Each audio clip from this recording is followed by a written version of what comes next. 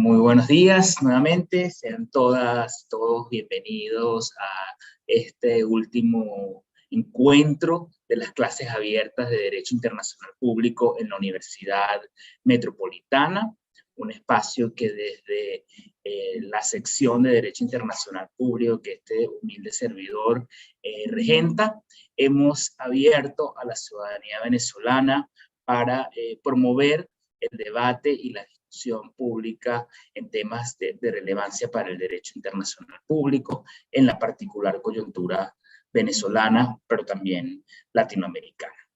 Y no puede tener mejor cierre este primer ciclo de clases abiertas que pues que se ha destinado en honor a la carrera y trayectoria de un eminente venezolano, quien es el embajador Víctor Rodríguez Cedeño. Yo estoy en lo personal muy complacido de que el profesor Rodríguez Cedeño hubiera aceptado esta invitación. Es un enorme honor para la Universidad Metropolitana acogerlo por esta vía virtual. Este encuentro estará hospedado en YouTube y está siendo transmitido en vivo en YouTube Live. Es también motivo de enorme complacencia que esta mañana contemos con la profesora y embajadora Milagros Betancourt Catalá, quien va a tener en su voz la presentación al embajador Víctor Rodríguez Cedeño. La profesora Milagros Betancourt Catalá es abogada egresada de la Universidad Católica Andrés Bello, cuenta con estudios superiores en Derecho Administrativo y Derecho Internacional Público en la Universidad de Alcalá y en la Academia de La Haya de Derecho Internacional. Fue embajadora de carrera del Servicio Exterior venezolano, donde ocupó importantísimas funciones, y entre ellas la dirección de la División de Tratados de la Cancillería venezolana, desde donde estuvo pues liderando la negociación de importantes instrumentos internacionales como la Convención Interamericana contra la Corrupción, el Estatuto de Roma de la Corte Penal Internacional y la Carta Democrática Interamericana. La profesora Milagros Betancourt es profesora titular de Derecho Internacional Público en la Universidad Católica Andrés Bello. Es muy apreciada por todos nosotros y estamos muy felices de contar con ella esta mañana. Muchísimas gracias, Milagros. Muchísimas gracias, Víctor. Y bueno, a todos los asistentes por estar aquí. Y luego entonces vamos a escuchar la presentación a cargo de la profesora Milagros Betancourt. Adelante, Milagros. Hola, buenos días a todos. Gracias por acompañarnos. Bueno, primero que nada quiero saludar y reconocer la importancia de esta iniciativa de la Universidad Metropolitana y en particular del profesor Simón Gómez, de reconocer la trayectoria de personas como Víctor Rodríguez Cedeño, que han hecho una labor extraordinaria en el campo del derecho internacional, un poco conocida, y no por falta de importancia, sino porque, bueno, la dinámica nos va llevando y lo urgente tapa lo importante. Y además creo que es fundamental para las nuevas generaciones conocer lo que personas como Víctor y otros colegas que más adelante imagino que también serán reconocidos de la misma manera, han aportado a nuestro país y dejado muy en alto el nombre de Venezuela. Yo quisiera destacar varias cosas en cuanto a Víctor Rodríguez Cedeño. Como ustedes saben, voy a empezar por decirle que a pesar de toda su trayectoria y de todo su peso intelectual, para lo que hemos estado cerca de él y seguimos estando, pues es el muy querido Vito. creo que una de las cosas muy importantes en su vida y en su trayectoria es que él logró combinar a lo largo de los años casi 40 que estuvo en la Cancillería sus funciones diplomáticas con su formación académica y su actividad intelectual, siempre dedicada al estudio del derecho internacional. En todos los destinos que tuvo, siempre tenía un proyecto, siempre tenía un trabajo que hacer. Cuando inició la carrera, pues hizo sus estudios de posgrado en Ginebra y en París. Cuando le correspondió estar en la Embajada de Venezuela en Países Bajos, en La Haya, que como saben es la sede de la Corte Internacional de Justicia, pues se metió de lleno a conocer la Corte, a conocer sus procedimientos y cómo funcionaba, y entonces escribió un libro sobre ese particular. Después cuando cuando le correspondió estar en Venezuela, en el servicio interno, pues tuvo iniciativas muy importantes, como por ejemplo la creación de la Academia Diplomática Pedro Gual, de la cual fue su primer secretario ejecutivo. Allí la actividad de formación de los jóvenes diplomáticos comenzó. Lastimosamente ya la academia pues es otra cosa, ya la labor que desempeña no es la original de la formación y el conocimiento en los temas de derecho internacional. Allí se hizo un gran trabajo y la actuación de Víctor fue realmente muy relevante. Después, a lo largo de la carrera, en los distintos espacios que ocupó, siendo cónsul general en Puerto Rico, representante alterno en Nueva York, ministro consejero en Washington y luego ya al final embajador alterno en Ginebra, pues él siguió con su actividad intelectual y en los años 80, fines de los 80, principios de los 90, o más o menos hasta mediados de los 90, coordinó una publicación que logró tener 7 tomos llamado Temas de Derecho Internacional, en la cual él invitó a escribir a reconocidos académicos internacionales, y menciono entre ellos a Didier Operti o Julio Barbosa. Luego, como Víctor fue el primer director de tratados internacionales cuando se creó esa dirección dentro de la consultoría jurídica, eso fue al principio de los 90, entonces comenzó a trabajar en organizar un texto sobre el estudio del derecho de los tratados. Y ahí debo decir que una de sus características, que es su generosidad intelectual, me invitó a compartir con él ese trabajo y hicimos la primera publicación o la primera edición en el año 2004 y luego la Academia de Ciencias Políticas y Sociales publicó una nueva edición. Ya cuando terminó su trabajo en el servicio exterior y también el mío, entonces compartimos una serie de actividades intelectuales fundamentalmente y profesionales.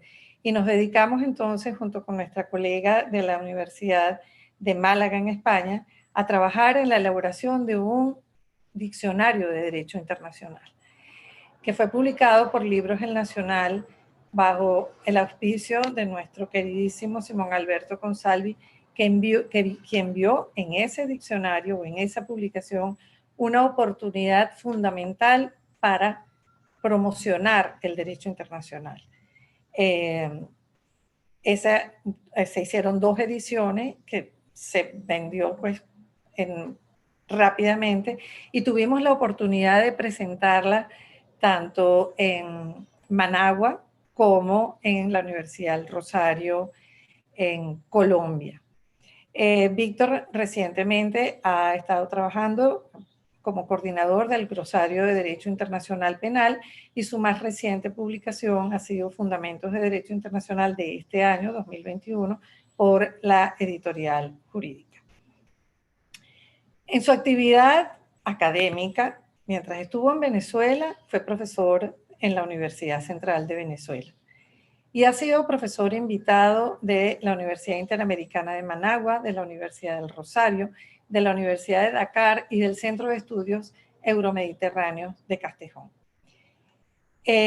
Yo quisiera destacar entonces ahora lo que ha sido, digamos, el aspecto más importante de su carrera profesional en el ámbito del derecho internacional, inicialmente como representante alterno, embajador alterno en Ginebra, en el cual le correspondió presidir el comité ejecutivo del ACNUR, del Alto Comisionado de las Naciones Unidas para los Refugiados, y además fue vicepresidente de la entonces Comisión de Derechos Humanos de las Naciones Unidas.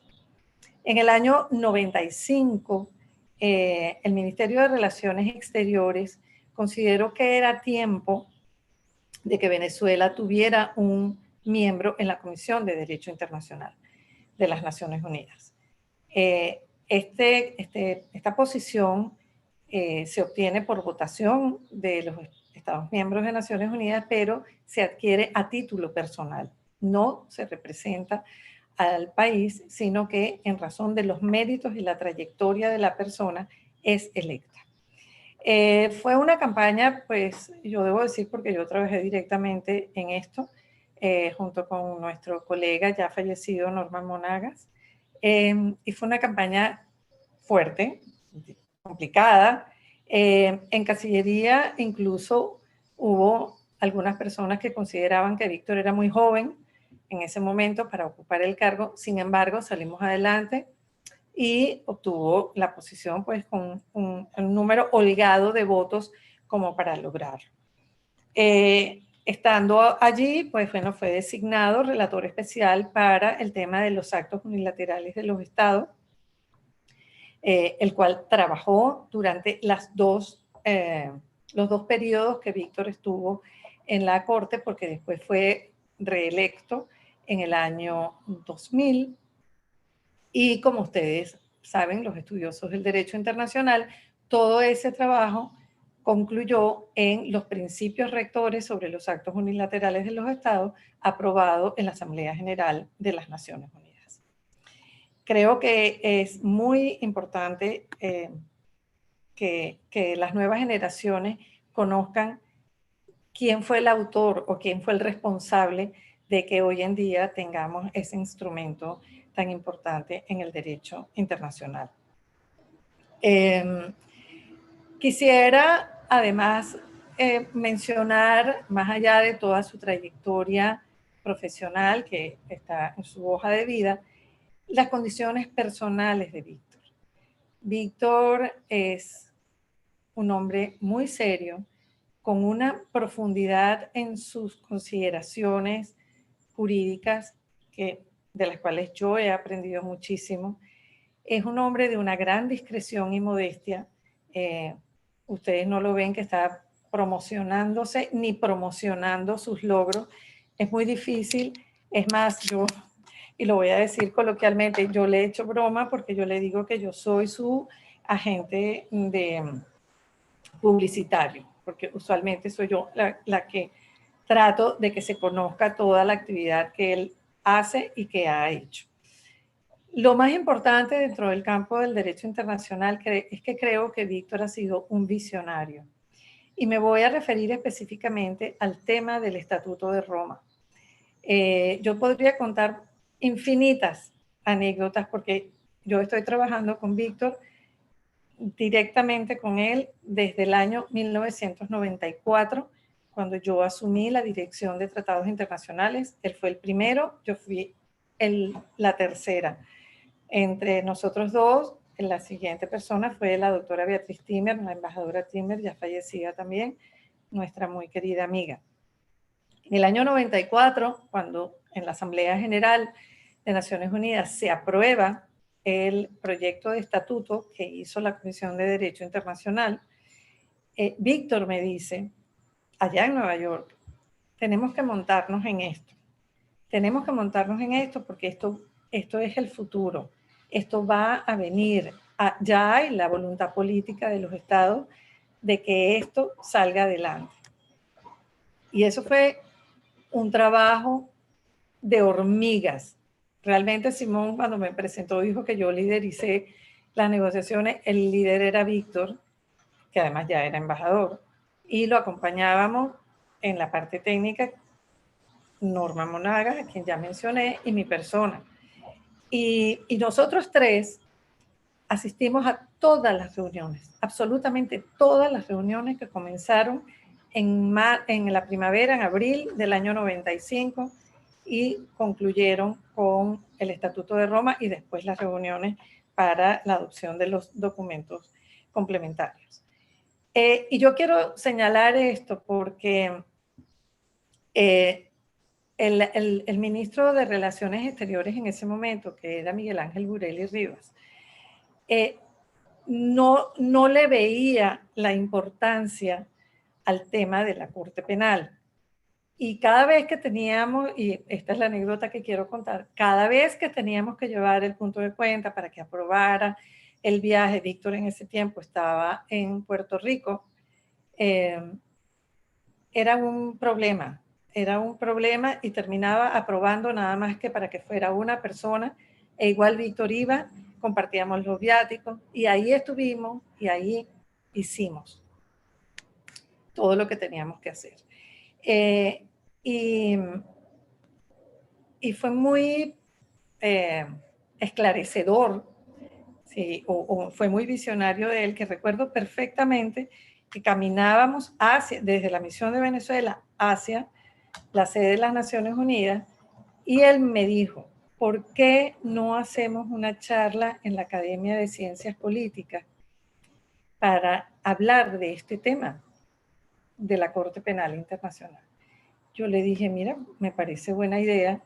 Era presidente de la academia en ese momento el doctor Alan Bruber Carías, amigo de ambos. Y para hacerles el cuento corto, hicimos la charla. Víctor fue a Caracas, hicimos la charla. Y Pedro París Montesinos, que era el presidente del Congreso, o era diputado, senador, en este momento no me puedo acordar, publicó un artículo a media página en el diario El Universal sobre lo que había sido nuestra conferencia. A partir de ese momento, el Ministerio de Relaciones Exteriores asumió como propia la presencia de Venezuela en las negociaciones de la Corte Penal Internacional, e incluso el canciller Bureli fue a la conferencia de Roma y estuvo allá y firmó el acta final, y no firmamos la convención, por lo que les voy a comentar. Creo que, para no alargar mucho mi presentación, porque creo que es importante que escuchen a Víctor, hay que destacar lo que fue la labor de Víctor durante la negociación de la Corte. Independientemente del otro trabajo que le hizo con el EXCOM y en la Comisión de Derechos Humanos, y su trabajo de los actos unilaterales, que aparece registrado y que todo el mundo lo puede visualizar y puede acceder a él. En el caso de la Corte no, porque pues, las negociaciones no había actas, sino simplemente de las reuniones oficiales. En la conferencia de Roma le tocó a Víctor liderizar todo lo que fue la negociación del sistema de penas y representar a todos los países que no aceptábamos ni la pena de muerte ni la cadena perpetua. Y los artículos que ustedes ven ahí, que tienen que ver con la revisión de la pena, con el establecimiento de la pena máxima en 30 años, con el establecimiento de una cadena perpetua revisable de manera obligatoria a los 25 años, fue producto de ese liderazgo de Víctor. Eso no está escrito en ninguna parte, pero tal vez él y yo tendríamos que escribirlo. Lo mismo puedo comentar de lo que fue la existencia de la Asamblea de Estados Partes. Eso fue una propuesta de Venezuela en el mismo año, en 1995, donde Víctor veía clarito que la Corte iba a tener una doble naturaleza jurídica de organización internacional y de organismo jurisdiccional. Y Venezuela lo propuso. Fue asumida después en una propuesta global liderizada por Francia, pero hubo esos elementos, y lo mismo la sala de cuestiones preliminares. Yo recuerdo perfectamente la preocupación de Víctor. Me decía, no puede el fiscal actuar a lo loco. El fiscal hay que buscarle alguna forma de equilibrio. Y estos son esos pequeños aportes y estas pequeñas semillas que se fueron sembrando durante las negociaciones de la Corte, que después cristalizaron en lo que conocemos ahora y que de verdad fue unas iniciativas que tuvo Venezuela, todas liderizadas por Víctor. Yo pudiera, como les dije antes, contar infinitas anécdotas que he tenido con Víctor, además todas muy divertidas, porque lo que no he dicho, que además de su modestia y su discreción y su seriedad y su profundidad, Víctor es un hombre muy divertido. Yo me río mucho cada vez que tengo que compartir con él cualquier cosa que sea, desde la reunión más importante en Naciones Unidas hasta un café no sé, en cualquier lugar en Río Chico, porque también hasta allá hemos compartido. Así que yo no quiero extenderme más, yo quiero que ustedes escuchen a Víctor. Creo que yo me siento muy honrada de que me hayan permitido estos minutos para hablar de él. Y Víctor es no solamente como mi hermano, sino que es la persona a quien yo más admiro intelectualmente. Me ha enseñado muchísimo y además no solamente me ha enseñado muchísimo, sino que me ha permitido acompañarlo en distintas actividades porque, como repito, tiene una generosidad intelectual admirable. Pues yo quiero que escuchen ahora su visión de avanzada y muy moderna de lo que es el derecho internacional. Muchísimas gracias por su atención. Muchísimas gracias, Milagros, por tan cálidas palabras en presentación y en honra a la dilatada trayectoria del embajador Víctor Rodríguez Cedeño. Yo quiero rescatar la última parte, cuando señalabas la relación de amistad, cómo el derecho nos une. Sí. Y en particular el derecho internacional forja estos lazos de amistad, lazos filiales de por vida. Es algo que yo admiro y quise rescatar esta mañana.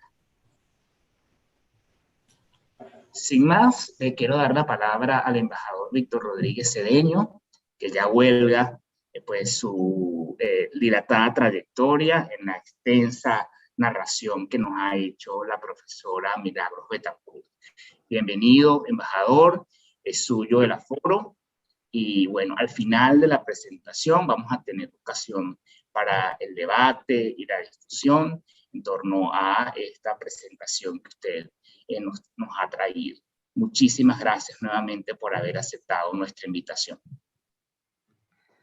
Bueno, muchísimas gracias. A ver aquí mi documento. Muchísimas gracias de verdad por esta invitación que me honra muchísimo. El profesor Simón Gómez lo ha hecho con tanto aprecio y cariño, digo, porque eso es lo que nos une a todos en estos momentos, para compartir con ustedes algunas experiencias, pero también tengo que agradecer muchísimo las muy generosas palabras de mi querida doctora Betancourt, Milagros, que reflejan aprecio y cariño desde que nos une desde hace tantísimo tiempo. Durante estos años, yo voy a tratar de hacer de mostrar un poco la visión de lo que yo creo que es el derecho internacional en base a todo esto que hemos visto todos estos años como diplomático, como experto en derecho internacional, etc. Durante estos años me tocó participar en espacios políticos y jurídicos muy diversos, unos relacionados con los derechos humanos, los refugiados y las migraciones, otros con las normas internacionales del trabajo, con el desarme, con la función pública internacional, con el proceso de codificación del derecho internacional y, como dije, unas veces como diplomático representante del Estado, otras veces como experto en derecho internacional, especialmente durante los 10 años que estuve en la Comisión de Derecho Internacional, a lo cual me voy a referir al final. Pero a título de resumen de lo que yo creo que fue mi actividad profesional durante estos años, me voy a referir a la evolución de la sociedad internacional y del derecho internacional, tal como lo vimos desde una posición diplomática, siempre con el criterio jurídico que necesariamente la acompañó a esta posición diplomática. O sea, hubo siempre una suerte de unión entre estas dos formas de ver el desarrollo del trabajo profesional que llevábamos. Voy a intentar presentar una visión de lo que yo creo que es la sociedad internacional que vimos transformarse, porque cuando ingresamos al ministerio en los años 70, estaba en pleno cambio el mundo con la independencia de los países y pueblos coloniales del Caribe, del Pacífico, de Asia, África, etc. Vimos transformarse y cómo al lado de esta transformación de la sociedad internacional se diversificaba el derecho internacional, que evidentemente responde, como sabemos, a esa realidad social que es la sociedad internacional, de cómo se estructura y cómo se ha venido cambiando constantemente. Para ello debemos considerar siempre la relación que hay entre el derecho internacional y la política, que a veces ignoramos o separamos demasiado estos dos conceptos, estas dos áreas, y vemos siempre que hay una gran unidad entre el político, el diplomático, el jurista, es decir, yo diría entre la teoría y la práctica. Eso es lo que va a producir el ordenamiento jurídico. Pero partimos de la base de que toda sociedad debe estar regulada por un derecho. Principio ubi societas ibi ius, es decir, en donde hay sociedad y derecho. Ese derecho, en nuestro caso, es un conjunto de normas y de principios que regulan las relaciones entre los distintos sujetos que la constituyen. Un derecho que se elaboraba, esto es importante, porque es lo contemporáneo, hasta hace poco, sobre la base exclusiva de la voluntad de los estados, sin negar que esta, o sea, la voluntad, el consentimiento, sigue siendo central hoy en la elaboración, en la aplicación del derecho internacional. Se reconocen, sin embargo, algunas normas superiores o imperativas, que llamamos del jus cogens, sobre todo cuando regulan materias de interés común, protección de la persona y del ambiente, por ejemplo, normas que se ubican por encima de la voluntad del Estado, lo que corresponde entonces a una visión más objetiva del derecho internacional, necesariamente más objetiva del derecho internacional. Y ya veremos más adelante toda esta relación. La norma jurídica en general se elabora, se forma, primero se forma la norma consuetudinaria o se elabora la norma convencional en función de la realidad social. En nuestro caso, el derecho internacional pues, debe responder, como dijimos, a la realidad de la sociedad internacional, a los hechos, a lo que ocurre en el mundo, a los nuevos problemas. A veces la norma se hace para responder a esas realidades, pero otras veces ello ocurre para permitir los cambios, para adaptarse a los cambios que se prevén, lo que corresponde al concepto que es propio de la Comisión de Derecho Internacional, por cierto, el concepto de desarrollo progresivo del derecho internacional. Cuando pensamos que hay una norma no ha cristalizado, no se ha formado definitivamente, no se ha reconocido, pero que hay una tendencia hacia su existencia como tal, entonces se incluye ese criterio del desarrollo progresivo del derecho internacional. Lejos de ser un cuerpo de normas y de principios inmutables, el derecho internacional evoluciona constantemente. De allí que surgen, y eso lo vemos, y en los últimos años lo vimos muchísimo, y por eso hoy vemos que el derecho internacional en forma distinta. Surgen nuevos conceptos, nuevos principios, nuevas fuentes de derecho, nuevas categorías de normas, considerando a la vez que algunos principios esenciales a la estructura misma de la sociedad internacional deben ser reinterpretado de manera de permitir la efectividad misma del derecho internacional. También lo vamos a ver después. Hasta hace poco el derecho internacional se limitaba entonces a regular las relaciones entre los estados. En 1945 todavía los organismos internacionales, apenas la Sociedad de Naciones, en la época de la Sociedad de Naciones se había creado la Organización Internacional del Trabajo, había otras instituciones del siglo XIX, pero el Estado era fundamentalmente el objeto del derecho internacional. No había otros sujetos y actores internacionales. Hoy, ese cuerpo, ese orden jurídico, ese cuerpo normativo, regula además la participación de los nuevos sujetos, como la Organización Internacional, como el mismo individuo e incluso de actores que sin ser sujetos de derecho internacional, es decir, que no son entidades capaces de adquirir derechos ni de asumir obligaciones internacionales, juegan un papel importante, fundamental en las relaciones internacionales e incluso en la misma función normativa. Las empresas transnacionales, por ejemplo, que hay una regulación en el marco de la Organización Internacional del Trabajo, existen otros textos que regulan el funcionamiento e incluso tienen la participación, por ejemplo, de acuerdo con la Convención sobre el Derecho del Mar, participan en alguna medida en el desarrollo de la actividad en los mares. La sociedad internacional, y esto lo vivimos también de cerca como decía antes, ha sufrido una transformación importante desde 1945, cuando se intenta, como sabemos, reestructurar de nuevo la sociedad internacional. La Sociedad de Naciones había fracasado, y se crea pues una organización en base a la Carta de San Francisco, donde la paz y la seguridad, la protección de la persona, sus derechos y su dignidad, por supuesto, y el progreso y el desarrollo son los elementos esenciales. Un sistema que se basa, entre otros, en la prohibición del uso de la fuerza, que todavía, a pesar de que se había condenado, ya se había prohibido el uso de la fuerza en las relaciones internacionales, todavía no estaba, para llamarlo de una forma, definitivamente aceptada. Se recoge desde 1925, el Pacto de Angelo, por supuesto, recoge la norma, pero en la Carta se incluye de manera clara y precisa la prohibición del uso de la fuerza en las relaciones internacionales para resolver las controversias. Se basa también la Carta en las relaciones pacíficas, en la cooperación internacional para lograr los objetivos que se plantean entonces en la misma Carta. Es un derecho de coexistencia que regula las relaciones entre sujetos en un marco de respeto con base en dos principios fundamentales que también vamos a verlos más adelante cómo pueden reinterpretarse, por lo menos el segundo, que es la igualdad jurídica de los estados y la soberanía.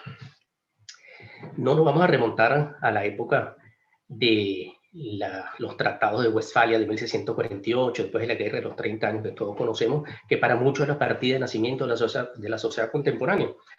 Esa era una sociedad reducida a un grupo de estados europeos, evidentemente, a pesar de que otras sociedades existían, no formaban parte de lo que hasta 1945 llamaban el mundo civilizado, entre comillas, una suerte de eurocentrismo, occidentalismo que marcaba la formación de un derecho internacional exclusivo que va a ser cuestionado en su oportunidad por los nuevos estados, por esas sociedades que no eran civilizadas. Ese derecho internacional va a sufrir un impacto, va a tener un impacto importante por esos procesos. Surge allí una sociedad en el 1648, pero que va a ir creciendo con la incorporación de los nuevos estados, principalmente, sabemos, a partir del siglo XVIII, siglo XIX, la independencia de Estados Unidos, las colonias españolas y de Portugal, Brasil, etcétera, que es cierto, aunque su participación no fue importante, sino hasta finales del siglo XIX, principios del siglo XX, cuando se celebra la segunda conferencia de paz de La Haya, en la que participan muchos estados latinoamericanos, que ya comenzaban a tener una importancia intelectual, si se quiere, un reconocimiento por la comunidad internacional. O sea, esos países que consideraron incluso en el lado arbitral nuestro de 1899 como integrados por personas que no eran del todo civilizadas, pues en esos momentos comenzaban nuestros países de la región. Ya teníamos, por supuesto, un sistema interamericano naciente con la Unión Panamericana en 1899, adelantando muchas organizaciones internacionales, pasos muy importantes que se dieron, y esa es la importancia de América Latina. Comienza en nuestra región a tener, lamentablemente, hemos perdido un poco en las últimas décadas, pero era una región poderosa intelectualmente, poderosa en la participación de la función, en la función normativa internacional. Pero bueno, la sociedad internacional se mantiene reducida hasta 1945. La Carta de San Francisco, participan en la conferencia de San Francisco, participan 50 estados, más o menos, muchos de América Latina, que como dije ya ocupaban un espacio importante. Pero es a partir de 1960, y estoy hablando del crecimiento cuantitativo de la sociedad internacional, porque eso tiene mucha importancia, porque son votos. Cada país, cada país, cada estado es un elemento, es un voto, y ahí van a cambiar muchas cosas. Es después de 1960, como dije, se adopta la resolución basada en la Carta, la resolución 1514 por la Asamblea General de Naciones Unidas, cuando la sociedad internacional se abre y crece cuantitativamente con la incorporación de esos nuevos estados a lo que me refería antes. La nueva estructura de la sociedad internacional, tras ese crecimiento, por supuesto, tiene ese impacto importante, un impacto importante en la formación de derecho internacional. Ya no es la visión europea, la visión de los civilizados, sino que es la visión de todos los sistemas jurídicos, valores sociales, culturales, incluso valores religiosos, van a entrar en todo este proceso de formación, que es la norma consuetudinaria, y de elaboración, que es la norma convencional del derecho internacional. Pero no solamente la comunidad internacional crece numéricamente. Ya sabemos que en el siglo XIX se crean las comisiones del Danubio, la Unión Postal Universal, y como dije antes, hasta la Unión Panamericana a finales del siglo XIX, que da lugar en el 48 al nacimiento de la OEA. Estas organizaciones, por supuesto, no son todavía entidades jurídicas reconocidas, sino a partir de 1948 por una opinión consultiva de la Corte Internacional de Justicia, muy famosa, relativa a la reparación de los daños causados al servicio de las Naciones Unidas. En esa opinión consultiva, que no es una decisión, una de las capacidades, de las facultades que tiene o de las competencias de la Corte, o emitir opiniones consultivas, se reconoce la capacidad jurídica de las organizaciones. Por supuesto, una capacidad jurídica limitada, porque es especializada, está limitada a la voluntad de los estados que la crean y que además la constituyen. Son entidades que se crean con sus propias competencias, no pueden ir más allá de ellas, pero por supuesto esas competencias están inscritas en sus textos fundamentales, son la Constitución o Pacto Fundacional, sus reglamentos, sus resoluciones y otras disposiciones, pero también esas entidades internacionales, como sujetos de derecho internacional, tienen unas competencias que denominamos implícitas, que son necesarias, no están escritas, pero se entienden que son fundamentales para que puedan ellas lograr su objetivo, el objetivo que se han trazado en sus propios textos o documentos constitutivos. Las organizaciones internacionales resultan, aquí hay dos términos importantes, resultan entidades con personalidad jurídica propia. Tienen personalidad jurídica internacional, es la subjetividad que se les reconoce, es decir, pueden asumir en el plano internacional compromisos internacionales con otros sujetos, con otros estados, con estados o con otras organizaciones internacionales. Es decir, tienen una función, tienen una capacidad internacional de actuar, de asumir derechos, adquirir derechos, de asumir obligaciones. Pero tienen también la personalidad o la capacidad jurídica, que es distinta a la personalidad jurídica. La capacidad jurídica es la capacidad que tienen para actuar como persona jurídica en el plano interno de los estados. La Corte Penal Internacional, por ejemplo, en su artículo 2, no recuerdo, precisa, y recuerdo que al comité de redacción hicimos esa distinción muy clara, porque a veces se confunde la subjetividad con la capacidad jurídica, es la capacidad que tiene para poder actuar como persona jurídica en el plano interno. Pero al lado de las organizaciones internacionales surge también desde 1945, especialmente, aunque siempre fue, por supuesto, preocupación, si nos remontamos a la época de la colonia, los grandes juristas españoles posteriores, siglo XVII, siglo XVIII, es el individuo como sujeto de derecho internacional, es decir, como dije antes, con capacidad de adquirir derechos y de asumir obligaciones del plano internacional. Los derechos los asume directamente del derecho internacional, y las obligaciones internacionales igualmente. Y aquí, con las obligaciones internacionales, los derechos los conocemos, se basan, por supuesto, en la misma carta, en la declaración de 1948, la Declaración Universal, los pactos, y después todos los tratados internacionales que se suscribieron a partir de 1948 hasta hoy sobre la mujer, el niño, la discriminación, etcétera. Son los derechos que se inscriben en los textos internacionales, en los instrumentos internacionales, pero también asumen obligaciones internacionales. Y aquí entramos en un tema importante para la Corte Penal Internacional, que por primera vez, no con la Corte, ya desde 1945 con los tribunales de Nuremberg y de Tokio, y después de los tribunales ad hoc creados por el Consejo de Seguridad, y se recoge en el Estatuto de la Corte el principio de la responsabilidad penal internacional individual, es decir, el incumplimiento de sus deberes. La participación en crímenes internacionales genera la responsabilidad no del Estado, sino la responsabilidad individual penal internacional. El reconocimiento de la personalidad jurídica del individuo sin duda alguna fue un gran avance del derecho internacional, y alrededor de él se va a elaborar este derecho particular que tiene características muy particulares. En primer lugar, es un conjunto de normas y de principios que tienen un carácter superior. Son normas imperativos del jus cogens que conforman el orden público internacional, es decir, que los estados no pueden convenir en irrespetarlas. Encontramos acá una característica de ese derecho internacional en evolución que nos ocupa, como dije antes. Si bien el derecho internacional se ha basado hasta ahora fundamentalmente en la voluntad de los estados, hoy el derecho internacional es más objetivo, como dije, dando mayor relevancia y cabida al derecho natural como conjunto de normas que surgen de la conciencia. Nosotros estamos pasando a aceptar el concepto que vamos a ver más adelante, comunidad internacional, ver las normas superiores, ese espacio de orden público, y eso tiene una función importante porque le da capacidad de actuar a cualquier estado para proteger esos bienes comunes de la humanidad. Una norma que prohíbe la tortura o el genocidio, los crímenes de lesa humanidad son absolutamente vinculantes, independientemente de que estén recogidas en un tratado internacional, de que el Estado lo haya suscrito mediante su participación en un tratado o en un acuerdo, o de la aceptación de una norma de derecho consuetudinario. Son normas generales que forman el derecho internacional, y esa es la característica, una de las características más importantes de esa normativa. Y me estoy refiriendo principalmente a las normas de derechos humanos, porque quizás allí es donde más estamos en la revolución del derecho internacional en las últimas décadas.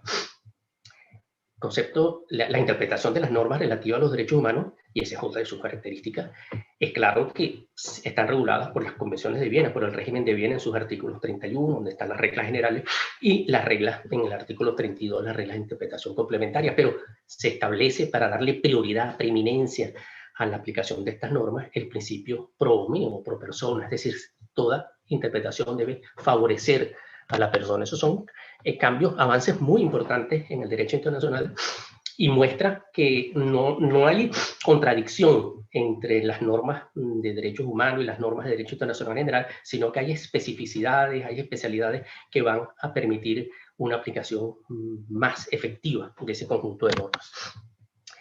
Estas normas que podemos decir que se han construido, se han hecho alrededor de la persona, ya lo sabemos, el derecho internacional humanitario, por supuesto, que surge de mediados del siglo XIX, sobre todo después de las batallas increíblemente crueles, como la de San Solferino en el marco del proceso de unificación italiana, que da lugar, por cierto, a la creación de la Comisión del Comité Internacional de la Cruz Roja, y sobre todo a la reflexión sobre las normas que deben regular los conflictos armados. Henri Dunant y Gustave Moynier, entre otros, plantean esas normas específicas que regulen la guerra,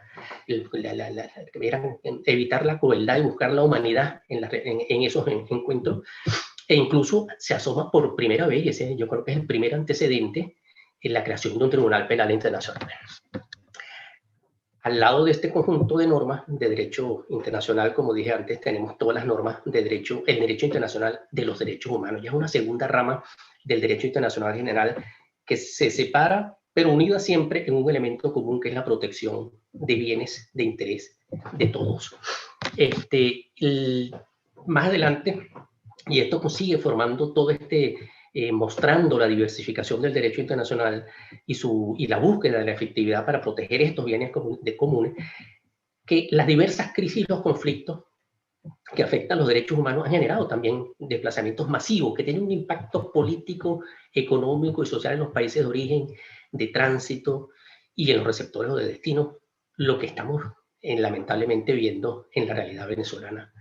Ante ellos vemos la conformación de un derecho internacional de los refugiados que tiene sus fuentes materiales propias, que se forma principalmente a partir de 1951 con la adopción del Estatuto de Refugiados, la Convención de Nueva York, y que es perfeccionado más adelante por el Protocolo de 1967. Hubo intentos anteriores, posteriores a la Primera Guerra, pero en realidad este derecho se conforma materialmente a partir de 1951, y después se crea un organismo como el ACNUR, en donde algunos instrumentos, algunos textos van a venir a completar, a perfeccionar, a facilitar el funcionamiento de este régimen jurídico particular de protección de las personas que se desplazan forzosamente.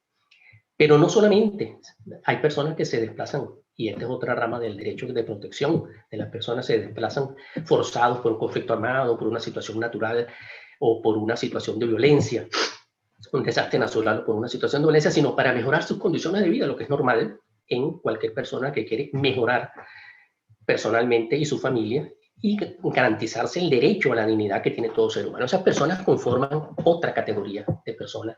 Hablamos de refugiados, ahora hablamos de migrantes, que también están sometidos a un régimen jurídico particular mucho menos definido y estructurado, que es el derecho internacional de las migraciones, que está constituido por algunos textos e instrumentos internacionales que en todo caso están relacionados con el derecho de los derechos humanos. O sea, se busca la protección de esos derechos que están contemplados en los textos de derechos humanos, ya que hice referencia ante la declaración de los pactos principalmente. Finalmente, notamos el surgimiento de otro cuerpo normativo particular, que es el que hemos venido conversando, que Milagros conversaba antes, para hacer frente a los crímenes internacionales, a los crímenes de mayor trascendencia internacional, que es el derecho internacional penal, que es distinto al derecho penal internacional. El derecho internacional penal se caracteriza por el origen de su fuente, que es internacional, y que se recoge, el Estatuto de Roma es prácticamente un código de derecho internacional penal, a la vez que un código procesal de derecho internacional penal. Este es muy importante, esta es otra rama jurídica que causa, que muestra la transformación de ese orden jurídico internacional que vemos hoy muy distinto al que veíamos hace 30 o 40 años. Yo he querido mostrar que las realidades han hecho surgir estas normativas, un derecho internacional de las organizaciones internacionales que regula el funcionamiento de esas organizaciones. Cada organización tiene su derecho, su propio derecho. Existen las normas generales, pero cada organización tiene su propio sistema, sus reglamentos, sus reglas de voto. Es decir, hay un derecho particular, son regímenes particulares que se elaboran para facilitar el funcionamiento de esas instituciones.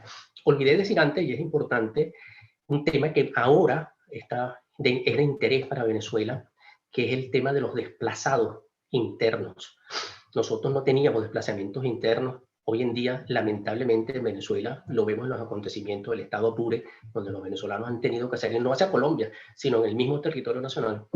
Y en el arco minero, donde la violencia y las violaciones de derechos humanos generales han hecho que la gente huya e incluso ha afectado a las poblaciones indígenas que han visto vulnerados sus derechos colectivos. Esto es importante destacarlo, ¿no? El tema de los desplazados internos. Pero bueno, hay otras ramas del derecho internacional que se han ido formando que hay que tomarlas en cuenta. Ya no es el derecho internacional general simple, el que siempre hemos visto como un derecho clásico, sino que tenemos, por ejemplo, el derecho de la función pública internacional.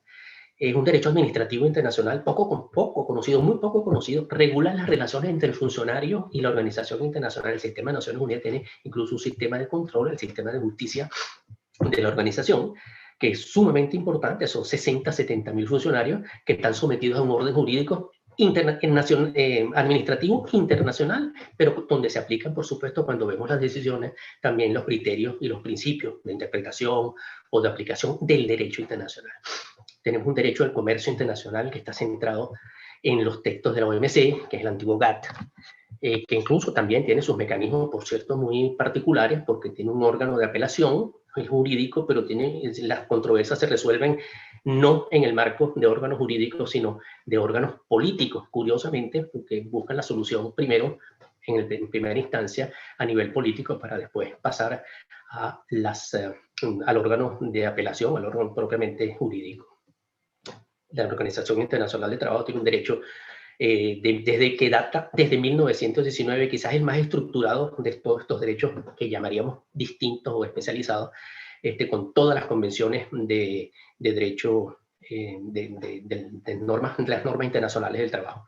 Y así otros regímenes jurídicos que estaríamos un rato largo todavía para comentarlos, pero que vale la pena tenerlos en consideración, tenerlos en cuenta cuando se estudie el nuevo derecho internacional. Pero al lado de esos regímenes tenemos unas cuestiones que son sumamente importantes. Por ejemplo, el surgimiento de las nuevas categorías de normas que comenté antes, las normas de Jus-Cohen, que resultan superiores e indrogables. Pero surgen también fuentes del derecho internacional. Ustedes saben que el artículo 38 del Estatuto de la Corte enuncia como las fuentes del derecho internacional, el que todos conocemos, la costumbre, el tratado, los principios generales del derecho, las fuentes auxiliares, pero no incluye otras que han surgido de esas nuevas realidades, de esa transformación de la sociedad internacional, como son las resoluciones de los órganos internacionales. Algunas de esas resoluciones son jurídicamente vinculantes, otras son recomendaciones que tienen un efecto parajurídico por sus cuestiones, elementos políticos, pero que son muy importantes. También, por ejemplo, hay documentos que ha considerado la misma Corte Internacional de Justicia, comunicados conjuntos, actas de reuniones, actas finales de reuniones, minutas, que son textos que son acuerdos, no son tratados internacionales, pero reflejan el acuerdo de voluntad, es decir, de acuerdo con la Convención de Viena sobre el derecho de los tratados, serían acuerdos internacionales. Incluso en el caso recuerdo de la plataforma continental del Mar Egeo, un comunicado de prensa no suscrito, emitido e incluso en 2 capitales diferentes, en Bruselas y en Berna, me parece, si mal no recuerdo, fueron emitidos y contenía, según la Corte, podía contener compromisos jurídicos, pero no lo demostraron, las partes no habían en realidad intentado asumir algunas obligaciones, pero podía un comunicado de esta naturaleza reflejar la voluntad de los estados y por lo tanto comprometerla. Finalmente, bueno, surgen conceptos nuevos. El concepto de comunidad internacional no existía, todavía está poco definido, no entendemos muy bien qué es la comunidad internacional. Cuando decimos que la comunidad internacional debe actuar, todavía estamos un poco, ¿quién actúa en nombre de la comunidad internacional? ¿Quién tiene la capacidad y la legitimidad para actuar? Bueno, a veces decimos el Consejo de Seguridad cuando se le autoriza para actuar ante una agresión o un conflicto, o la misma Corte Penal Internacional, como lo digo el Secretario General de Naciones Unidas, podría representar la comunidad internacional en lo que respecta a la sanción por los crímenes internacionales. Hay otros conceptos, patrimonio común de la humanidad. Hay un nuevo concepto que es fundamental, que hay que desarrollar, porque es la base, yo creo, de este nuevo sistema, el de solidaridad. La solidaridad, que va mucho más allá de la cooperación. No es la cooperación simple que se plantea en la Carta, sino que es la solidaridad. Es decir, tenemos que actuar todos porque todos estamos en el mismo barco y esa solidaridad es la que nos va a ayudar a salir y a enfrentar todos los problemas que enfrenta la humanidad como comunidad internacional. Ya no es una sociedad internacional, estamos hablando de comunidad internacional y no de sociedad internacional. Estamos hablando de solidaridad y no simplemente de cooperación. No quiero decir que la cooperación no sea válida, evidentemente que sí, asistencia, cooperación, todo lo que sea, consensos es importante, pero la solidaridad tiene una connotación diferente. Habría que estudiarla mucho más. No se ha debatido demasiado sobre este concepto, se plantea, se cita, se hace referencia, pero en realidad todavía está por definirse completamente. Por supuesto que la aplicación de las normas internacionales a las que nos hemos referido pueden crear conflictos cuando decimos, bueno, las normas de derechos humanos son superiores. Bueno, puede crear conflictos de normas entre una norma de derechos humanos y otra norma, y para eso se han planteado, y lo sabemos, principios rectores de derecho internacional, como la ley especial deroga la general, la ley posterior deroga la anterior, pero en todo caso, la norma de derechos humanos se impone, porque lo que se busca es la protección de la persona que está por encima de todo. Pero además, hay otra cosa importante, no solamente hay nuevos conceptos, nueva categoría de normas, nuevos principios, sino que se abre el espacio a la reinterpretación de algunos principios que hasta ahora parecían absolutos y que permite la efectividad de las normas de protección. Sin esa visión nueva de reinterpretación, es difícil que logremos la efectividad de las normas de protección. Y me refiero especialmente a la soberanía, al concepto de soberanía, del que se habla mucho. La soberanía y la no intervención, que hasta ahora, como digo, han sido considerados por algunos pocos que todavía se oponen al progreso del derecho internacional como absoluto. Yo creo que la tendencia es flexibilizarlo, porque no puede, la soberanía debe interpretarse de una manera hoy mucho más flexible. Un Estado no puede argumentar el respeto de su soberanía, de su integridad territorial para cometer crímenes internacionales, genocidio, tortura, crímenes de lesa humanidad, incluso, y no he entrado ni vamos a entrar en ese tema, son muchos otros, para destruir o causar daños irreparables al ambiente.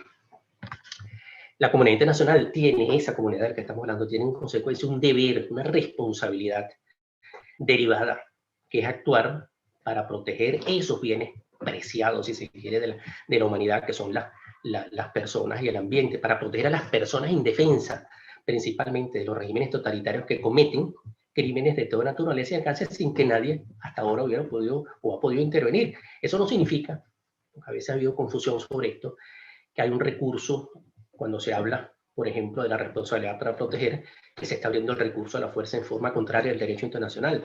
No es la correcta interpretación. La doctrina o el principio de la responsabilidad para proteger es mucho más amplio y tiene varios pasos que deben darse, tal como lo presentó el secretario general de las Naciones Unidas, Kofi Annan, hace algunos años, y que hoy, por cierto, el tema está en la Asamblea General, ya tiene incluso un representante del secretario general para examinar el tema, está considerándose desde el punto de vista político, y yo creo, y eso habría que promoverlo más adelante, que ese tema debe ser ya considerado no desde el punto de vista político que genera tantas tensiones en el Consejo de Seguridad, sino desde el punto de vista jurídico. ¿Tenemos o no tenemos, la comunidad internacional tiene o no la responsabilidad de proteger a las poblaciones indefensas, sometidas a arbitrariedades, atrocidades de regímenes totalitarios y criminales? Bueno, eso es un tema que debe desarrollarse desde el punto de vista jurídico, no tanto, bueno, evidentemente que político, pero también desde el punto de vista jurídico. No hay, sin duda alguna, no hay un derecho internacional relativo a una norma de derecho internacional relativa a la responsabilidad de proteger, pero sí podemos decir que esa norma se está formando, que podría cristalizarse en el mediano plazo si definitivamente tomamos conciencia de que es necesaria para proteger a la gente, a la persona. El principio de la no injerencia, por supuesto, tiene mucho que ver con esto, la no injerencia en los asuntos internos. Se confunde la no injerencia en los asuntos internos, que son las cuestiones políticas.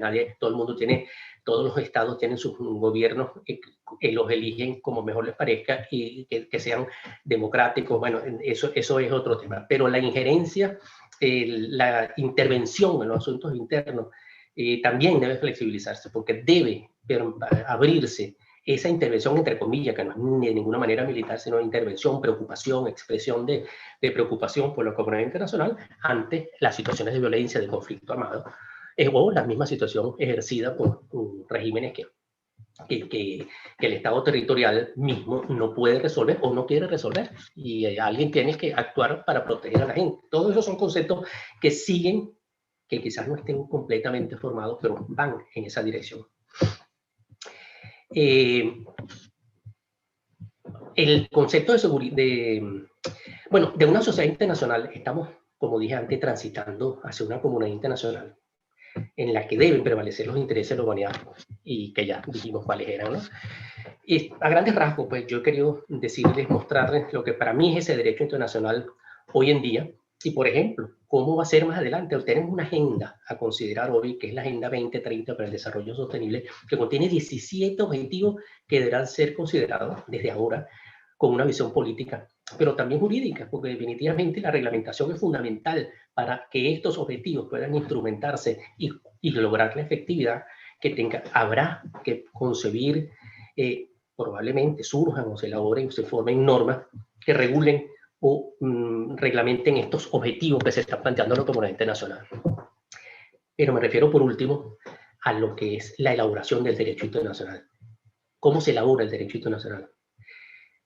Sabemos que es fundamentalmente consuetudinario, la norma se forma en base a la práctica, reiterada, constante o clara, como lo ha definido la misma Corte, le ha dado varios apellidos, y a la convicción de que esa práctica es jurídicamente vinculante. Esa es la norma de derecho consuetudinario que va a ser codificada una vez que se determine que ella ha surgido, ha cristalizado, existe como norma. Entendemos que existe y vamos a codificarla.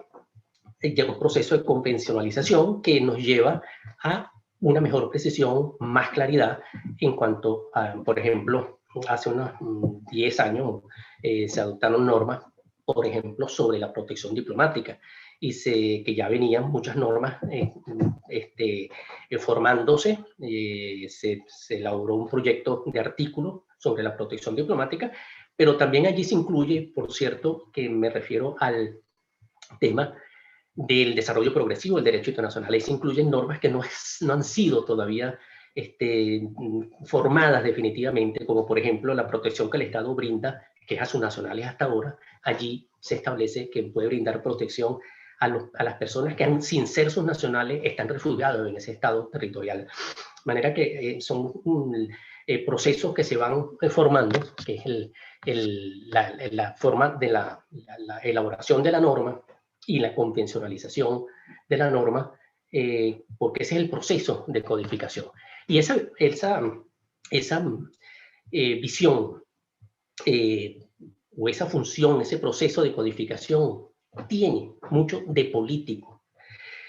Y por supuesto, el derecho internacional, o sea, allí la visión del político y del jurista se conjugan en la defensa de los intereses del Estado.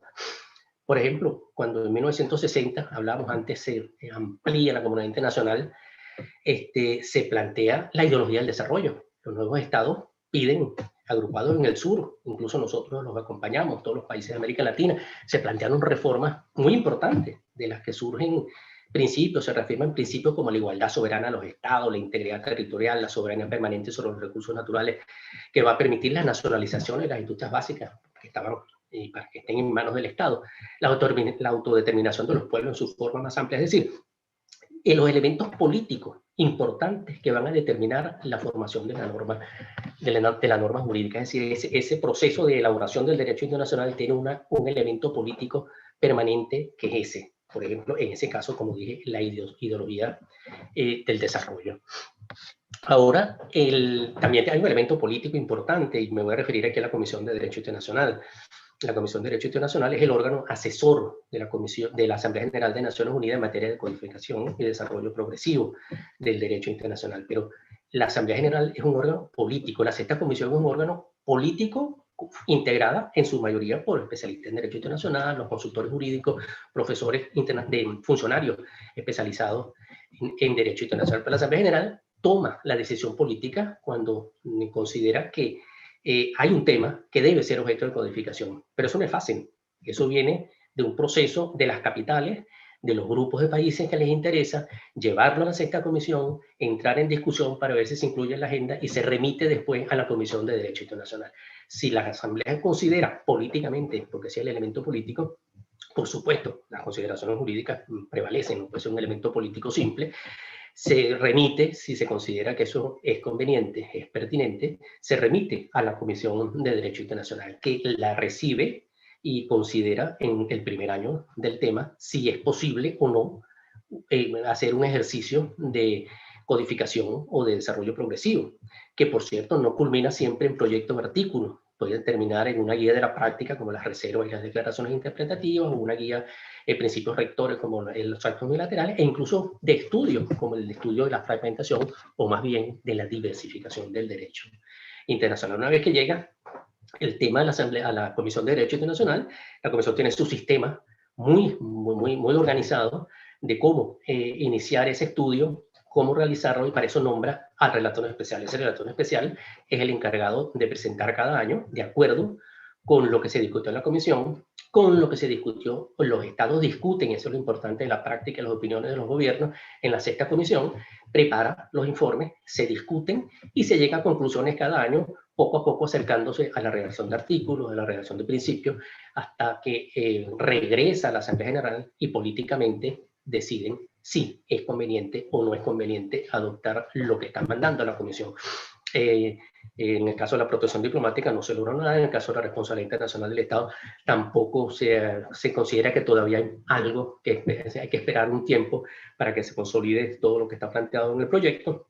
Los actos unilaterales se quedaron en principios rectores, otros van a pasar como proyectos de convenciones, que entonces, también aquí es político, la Sexta Comisión convoca una conferencia de codificación, como las de Viena, por ejemplo, sobre el derecho a los tratados, sobre relaciones diplomáticas o consulares, se envían los proyectos y la codificación culmina en ese momento con la elaboración y la aprobación de los textos que se llevan a la discusión, y después, por supuesto, el proceso de entrada en vigor, ya eso más adelante, ¿no? Nosotros, y eso en la práctica es importante, la práctica jurídica, la política jurídica exterior del Estado es muy importante, y es el elemento político y el elemento jurídico conjugado. Yo recuerdo, por ejemplo, cuando se adoptó el acta constitutiva del Fondo Internacional para el Desarrollo Agrícola, y cuando se adoptó la Constitución de la UNUDI, en los años 70 del siglo pasado, Venezuela jugó un papel muy importante porque era un líder dentro de la relación norte-sur, copresidíamos el diálogo norte-sur. Teníamos una importancia como país serio, con recursos petroleros, y nosotros estábamos negociando en la parte técnica y la parte jurídica, y teníamos una posición política, por ejemplo, muy importante, que mantuvimos, que mantenemos todavía, que es la no obligatoriedad del recurso a los mecanismos jurisdiccionales, al compulsivo, pues, al arreglo judicial, al arbitraje, sino que lo limitamos siempre al consentimiento de las partes en cada caso. En el FIDA no podíamos lograr que se pusiera con el consentimiento de las partes el recurso al arbitraje, y era en cierta forma lógico porque el arbitraje tenía, si había un problema financiero, tenía que resolverse, no podía quedarse en el aire. Pero entonces logramos la incorporación de un artículo sobre reservas, que eran reservas justamente a la obligatoriedad del arbitraje. En la ONU lo mismo, en la Secretaría de Naciones Unidas y muchos estados pretendían imponer de entrada el recurso obligatorio a la Corte Internacional de Justicia, y después muchas discusiones nosotros insistíamos hasta que se incluyó con el consentimiento de las partes. O sea, no puede estar, no es una remisión directa automática, sino que está sometida al consentimiento del Estado. Eso son políticas que por supuesto no contrarían el derecho internacional, todo más bien fortalecen el derecho internacional. Es nuestra posición política, nosotros no reconocemos ni el arreglo judicial ni el arbitraje. Lamentablemente, ese concepto que mantuvimos durante 30 o 40 años, todos estos años, por lo menos los que yo viví, y muchos anteriores, no fueron aceptados por la Corte Internacional de Justicia en la decisión del diciembre del año pasado en relación con la controversia que tenemos con Guyana, que consideró que en el Acuerdo de Ginebra de 1966 habíamos aceptado la jurisdicción de la Corte, lo que a nuestro juicio no era acertado, pero bueno, es la Corte y es una decisión de la Corte, y nosotros nos cuidamos siempre de presentar esa posición política jurídica del Estado, exterior del Estado, y lo logramos, pero no tuvimos el éxito. Bueno, yo no quisiera extenderme demasiado, son muchas las cosas, muchos los temas, pero en todo caso lo que yo quería mostrar era que la función diplomática, la función del jurista, el criterio político, todo eso conforma un todo en lo que respecta a la elaboración del derecho internacional, y que ese derecho internacional que estamos haciendo, que se está haciendo hoy, es distinto al de hace 40 años, porque tenemos elementos sumamente importantes que están por encima y que tenemos que promover. O sea, la protección de la persona y del ambiente son fundamentales, y en eso hay que insistir, que todas esas normas sean superiores, que la soberanía tiene que ceder, que flexibilizarse, y que porque si no, no podemos lograr la efectividad de ese cuerpo normativo que me refería antes un poco en términos generales, que conforman ese nuevo derecho internacional. El tema es amplísimo, es fascinante, y yo felicito a Simón por estas oportunidades, porque yo creo que la promoción del derecho internacional, la enseñanza y la difusión, como decimos en Naciones Unidas, es fundamental. Hay que mostrar, porque el derecho internacional es hoy el centro de todas las relaciones internacionales, y no solamente relaciones internacionales. Antes no se hablaba en las situaciones políticas internas de lo que era el derecho internacional. Hoy, en nuestra situación, por ejemplo, y en las situaciones en el mundo donde hay crisis y hay violencia del Estado, pues el derecho internacional está presente, más presente que nunca, y tenemos que entenderlo. Es muy difícil. El derecho internacional, una cosa es ser un generalista del derecho internacional, otra cosa es ser especialista en una materia. En todas las materias no se puede ser especialista, es imposible, no se pueden conocer todos los temas, pero debemos saber lo que tenemos que saber. Eso es muy importante, tener las herramientas para enfrentar todos los retos que plantea el estudio del derecho internacional, la promoción del derecho internacional. Y me contenta mucho que en Venezuela hoy hay una generaciones nuevas, estupendas. Simón es uno de los representantes de ese grupo enorme, que me complace muchísimo, con que tengo mucho contacto, que son excelentes, brillantes todos, y que, bueno, tienen el futuro lamentablemente no asegurado en el sistema en que estamos viviendo, pero el futuro intelectual está en sus manos, y ojalá las cosas cambien en Venezuela, y todos estos, ustedes, especialistas, expertos, puedan participar en toda la vida normativa internacional, en la función pública internacional, porque para eso se formaron ustedes y para eso tienen que seguir adelantando. Simón, muchísimas gracias, de verdad. A lo mejor me extendí mucho y dije muchas cosas. Hoy no dije todo lo que tenía que decir, pero hacemos un intento. Muchas gracias. Muchísimas gracias, embajador. Un gran honor haber escuchado esta magistral disertación que nos hizo un magnífico pasaje por el desarrollo del derecho internacional contemporáneo, además enriquecida esta reflexión por su visión personal a través de sus experiencias cultivadas en su dilatada trayectoria. Esta reflexión que pone el centro en la humanización del derecho internacional, como nos enseñaba Hersch-Lauterpacht, y en el alcance del derecho internacional como un vehículo para la paz, o la paz por medio del derecho de que nos hablaba Hans Kelsen. Entonces, esta visión del individuo como el centro, el núcleo de la relación internacional ha transformado profundamente al derecho internacional contemporáneo.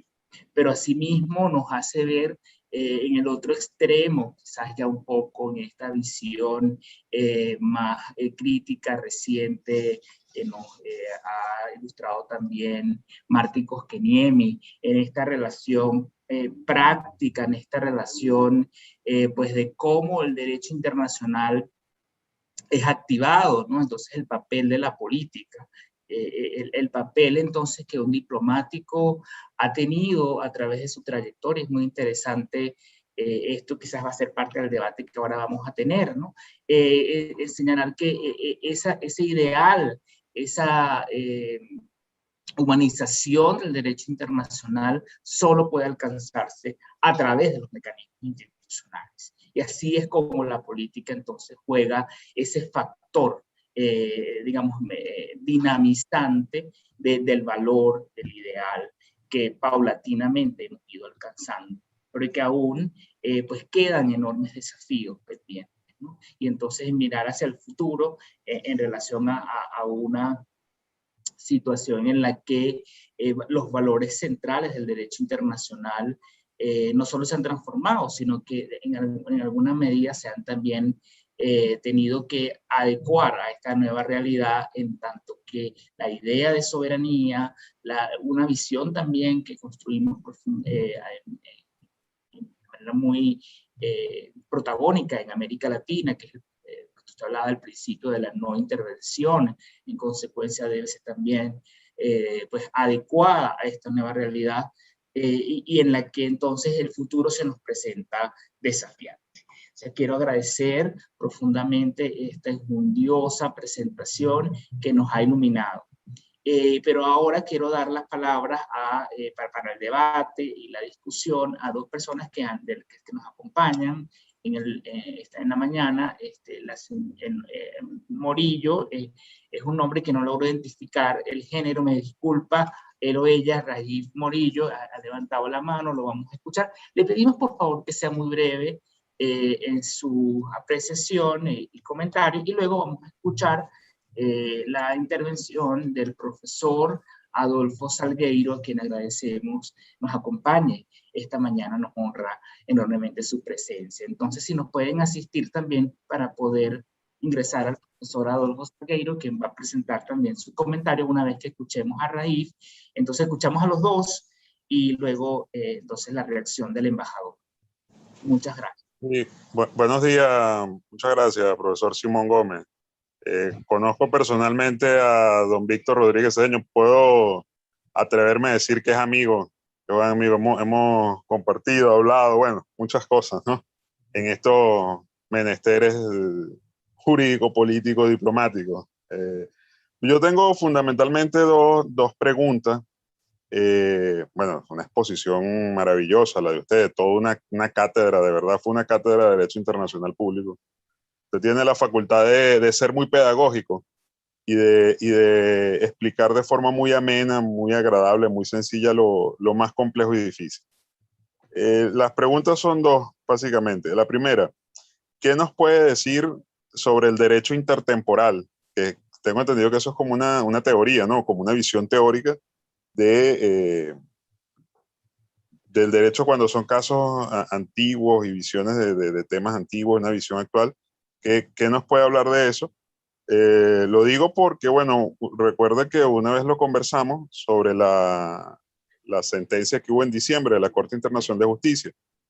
El caso de la jurisdicción de la Corte sobre el Esequibo, la demanda que metió Guyana por el Esequibo, que bueno, va a juzgar sobre la validez o no del laudo arbitral de París de hace 122 años, ¿no? El derecho internacional, como usted lo explicó, es muy distinto en aquella época como lo es hoy. Y la otra pregunta va relacionada, es sobre las posibilidades y cómo debería ser Venezuela una contrademanda a Guyana, una demanda reconvencional, porque tengo entendido que se puede presentar una contrademanda a la hora de que Venezuela, si asiste al juicio en la Corte en La Haya, presenta su contramemoria, ¿no? El contralegato a Guyana, y eso es para el año 2023. Entonces, tengo entendido que en ese momento ahí Venezuela puede plantear una demanda reconvencional. Básicamente eso. Muchísimas gracias, Rajiv. Entonces vamos a escuchar, si me asiste, por favor, Alfredo, para que pueda ingresar el profesor Adolfo Salgueiro, escuchar su pregunta. Mientras voy también a referir una pregunta muy interesante que ha formulado en el chat la colega y amiga Sara Fernández, que tuvo la sesión pasada en estas clases abiertas de Derecho Internacional. Dice Sara, bueno, agradece, muchísimas gracias, embajador, muy motivadora su ponencia. Quería preguntarle cómo ve el desarrollo de la responsabilidad para proteger frente a la perpetración de crímenes atroces y se pudiera dar sus reflexiones en este marco, en el contexto pues, de la situación venezolana. No encuentro la forma de cómo, ya, espera un segundo, ya tengo acá cómo vamos a ascender apenas, ya tenemos aquí al profesor Adolfo Salgueiro. Profesor, puede hacer uso del micrófono, le escuchamos.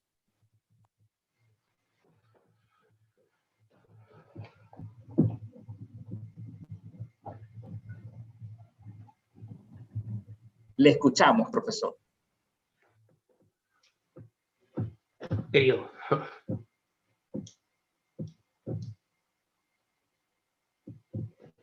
¿No hay volumen? Le estamos viendo, pero no le escuchamos. ¿Y ahora? Ahora perfectamente. Ok. Bueno, buenos días, buenas tardes a todos.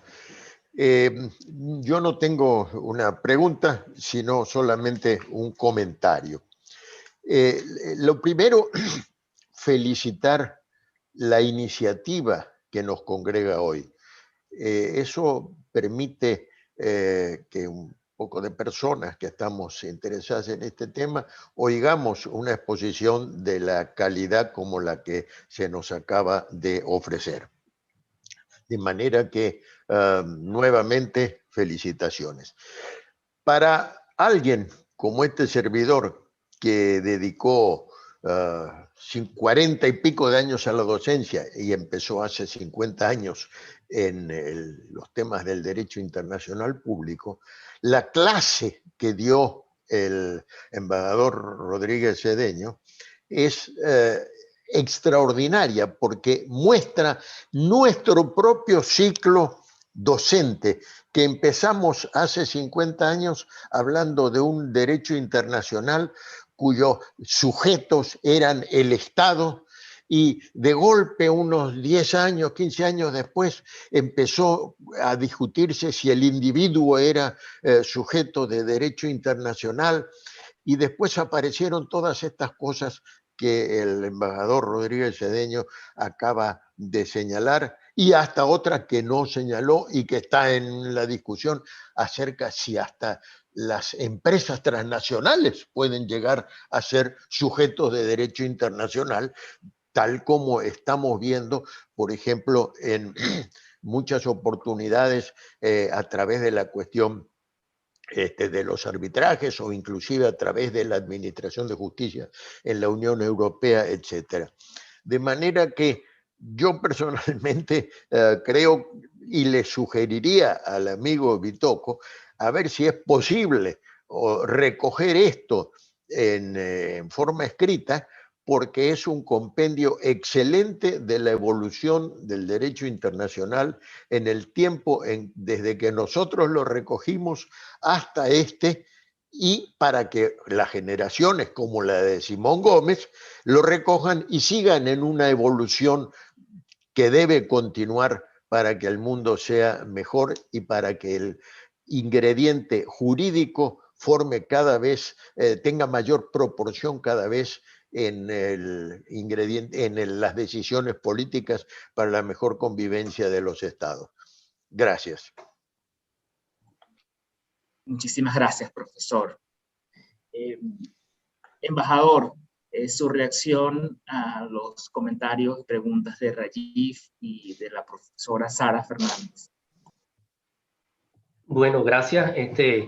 Primero, debo decir que estoy sumamente complacido y honrado por lo que acaba de decir mi amigo, el profesor, el maestro de maestros, Adolfo Salgueiro, porque ha sido el profesor de tantas generaciones, de todo, prácticamente. Y no lo digan muy alto, pero me complace muchísimo. Y tocó un tema muy importante, las empresas transnacionales, qué capacidad jurídica tienen para acá, porque en realidad políticamente son hasta más importantes que algunos estados. Mueven el derecho internacional, participan en la formación normativa. Bueno, de ahí a sujeto del derecho internacional no hay un paso importante, pero no hay que dejar de estudiar ese tema, porque ya incluso hay reglamentaciones, ya en la conferencia, en la Convención de Derecho del Mar, ya quienes pueden constituirse incluso en partes, en las controversias. Es decir, no... Es muy importante ese tema y yo creo que debe estudiarse con detenimiento. Hay mucho material ahora para verlo, sobre todo en el mismo marco de la Organización Internacional de Trabajo. Tenemos material importante sobre ese tema. Respecto a lo que me pregunta Sara, también joven, extraordinaria, estudiosa del derecho internacional, el tema de la responsabilidad para proteger. Yo me preguntaría de la doctrina a la norma. Sí, yo creo que hay un proceso importante y esta decisión de incluir el tema en la agenda de la Asamblea General, que estará primero, me imagino, en la plenaria o en alguna de las comisiones no jurídicas, va a ayudar el debate político. Y va a ser importante porque vamos a ver cuál es la realidad de las objeciones y los acuerdos y los apoyos que va a tener el principio en camino hacia la elaboración de una norma. Pero ojalá, y yo creo que lo planteamos una vez en una reunión donde estaba Sara, que ojalá este tema lo recoja la sexta comisión, porque allí sí podemos entrar a hablar de la norma jurídica en formación. O sea, hay la responsabilidad de proteger. Si hablamos de todo este derecho internacional, que hablamos que el individuo debe ser protegido, todo lo que se está haciendo, bueno, la responsabilidad de proteger es un deber de la comunidad internacional. Ahora, el problema es cómo instrumentarlo. La gente piensa inmediatamente que es la intervención militar unilateral de los Estados Unidos, de la Unión Europea. No, o sea, hay varios pasos que se establecen y yo creo que la reglamentación no está demasiado lejos. O sea, me parece que ojalá se estudie jurídicamente a fondo este tema, no solamente desde el punto de vista político, sino jurídico, a ver si es posible determinar la formación de una norma de derecho internacional constitucional. No es fácil, porque hay elementos políticos y discusiones políticas muy, muy importantes. Y con respecto al último, a la primera pregunta que fue mi amigo Raif, yo creo que, bueno, le perdimos un poco la pista al tema de Guyana todos estos días con la cuestión de la Corte Penal Internacional, pero la posibilidad de una demanda reconvencional que está prevista en los estatutos y los reglamentos de la Corte, es posible al momento incluso de presentar la contramemoria en el 2023. Ahora, ¿sobre qué contrademandaría Venezuela? Yo no sé cuál es la estrategia jurídica actual, no tenemos conocimiento, ha sido sumamente discreto en falta de transparencia incluso del parte del gobierno. que no sabemos todavía incluso si va a comparecer, que lo tendrá que hacer porque sería una gran, enorme irresponsabilidad no participar en esta segunda fase o en esta fase de fondo de la Corte. Yo creo que allí tendrán que hacerlo. Yo no sé qué tipo de demandas algunos juristas jóvenes lo han planteado. Me parece interesante que contrademandar, por ejemplo, por la violación de parte de Guyana del Acuerdo de Ginebra de 1966. No es un tema fácil y yo creo que lo que está en juego en este momento es la validez o la nulidad del laudo arbitral, y ahí es donde nos vamos a centrar, y tenemos el tema de la aplicación del derecho intertemporal. ¿Qué reglas se van a aplicar en el momento de que se estudie la validez o la nulidad del laudo arbitral? Por ejemplo, hay normas de la motivación de la sentencia, por ejemplo, que hoy en día están consideradas, incluidas en los procesos arbitrales como una norma de derecho internacional. En ese momento estaban también enunciadas, incluso en actos anteriores, en arbitrajes anteriores en el que había participado el mismo de Martens, pero bueno, no era una norma todavía convencionalizada, en el sentido, se había planteado en la conferencia del 99 y después en 1905, en la conferencia de La Haya, pero esa, ¿qué se aplica allí? ¿Qué existía en ese momento? Porque el derecho intertemporal es la aplicación del derecho que se tiene que aplicar en el momento en que se elaboró el acto o se produjo el acto jurídico, que en este caso es el laudo arbitral. Ahí tendrían que ver cuestiones importantes que Milagro conoce muy bien sobre el arbitraje, la motivación, si era o no era una norma de derecho internacional en ese momento. Para unos sí, para otros difícil confirmarlo, pero es tarea justamente de los estrategas jurídicos del Estado venezolano que estarían participando en la defensa de los intereses nuestros. Gracias. Muchísimas gracias, embajador. Yo quería tomarme el atrevimiento, si no hay más preguntas ahora del público, hacer una pregunta que tiene muchísima relación con lo que fue el contenido de esta sesión en el curso de Derecho Internacional Público aquí en la Universidad Metropolitana. Durante este curso, los estudiantes tuvieron la ocasión de revisar copiosos instrumentos de la Comisión de Derecho Internacional, en particular los más recientes que atañen a la creación del derecho internacional, la producción normativa, como estos trabajos más bien de carácter metodológico que ha estado llevando a cabo la Comisión recientemente, como el trabajo, por ejemplo, de Sir Michael Wood o del profesor sudafricano Dire Tladi sobre las normas imperativas de derecho internacional, así como el tema de la interpretación de los tratados que llevó a cabo este eminente jurista alemán, hoy día juez de la Corte Internacional, Jörg Nolte. Pero entonces pareciera que este trabajo reciente, aspectos metodológicos que ha llevado a cabo la Comisión de Derecho Internacional, los que somos más nuevos y siguiendo pues, a la Comisión, solemos mirar al pasado como si fuese una etapa de oro, la etapa dorada de la Comisión de Derecho Internacional, en la que era recurrente pues, que estos trabajos concluyesen propiamente en lo que es codificación.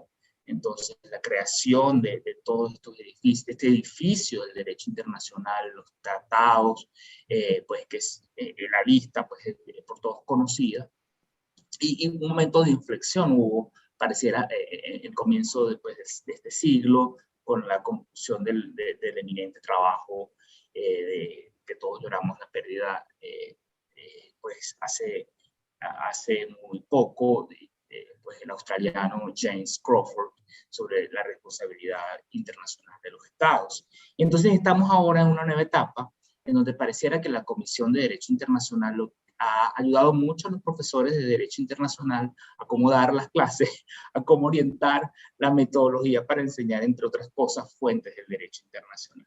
Entonces, toda esta introducción un poco para que si pudiera, pues, usted, habiendo estado en estos momentos decisivos de la Comisión de Derecho Internacional, fines del siglo pasado, comienzos de este siglo, también produciendo un trabajo de alguna manera también de corte metodológico. Ilustrarnos un poco cómo percibe usted es el futuro para la Comisión de Derecho Internacional, qué le depara, qué rol puede tener en este escenario que usted dibujaba como un nuevo derecho internacional.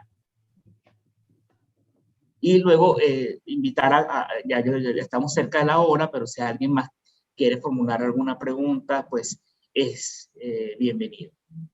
Gracias, embajador. Gracias, Simón. Mira, yo creo que la época esa de oro fue la codificación de los grandes temas: relaciones diplomáticas, relaciones consulares, el régimen de Viena de los tratados, las 3 convenciones de tratado, la representación de los estados en sus relaciones con los organismos, con los otros estados y organismos internacionales. Es decir, todo eso, esos temas fueron los grandes temas clásicos que tenían que ser codificados. Ahora estamos, bueno, en temas un poco más puntuales, pero que yo creo que son fundamentales. Y yo creo que esto que estamos hablando, que, bueno, que el nuevo derecho nos lleva a encontrar una mejor protección, yo creo que eso debería motivar, y la sexta comisión debería tomar en cuenta eso. Ya que entramos de nuevo en lo político y lo jurídico, la sexta comisión a veces maneja los temas. La Comisión de Derecho Internacional puede iniciar el estudio de un tema, pero tiene que someterlo a la Asamblea, y la Asamblea le puede decir que no. Pero normalmente es la Asamblea General, la sexta comisión, la que le dice a la comisión: emprende este estudio. Si no lo hace, es difícil, y le mandan estos temas que son muy importantes en materia de jus cogens, en materia de interpretación, aplicación de los tratados, en los conflictos armados. Bueno, todos estos temas son fundamentales, pero habría que... bueno, el COVID nos ha golpeado un poquito también estos 2 años. La comisión es lenta y se justifica, yo creo. Se justifica porque no podemos, en la comisión, por ejemplo, nosotros no podemos tomar decisiones un año sin tomar en cuenta la opinión de los gobiernos. Entonces nosotros discutíamos el tema y le decíamos a la Asamblea General en el informe: mire, nosotros pensamos que esto y esto es así.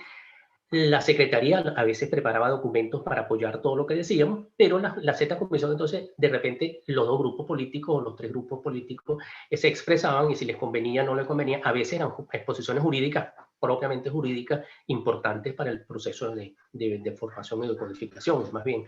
Pero en todo caso, yo creo que la comisión es indispensable, es un órgano sumamente importante, y como dije antes, está integrado curiosamente, por ejemplo, Francia tiene siempre un profesor, un académico de Derecho Internacional, siempre, no simplemente profesor, sino un académico.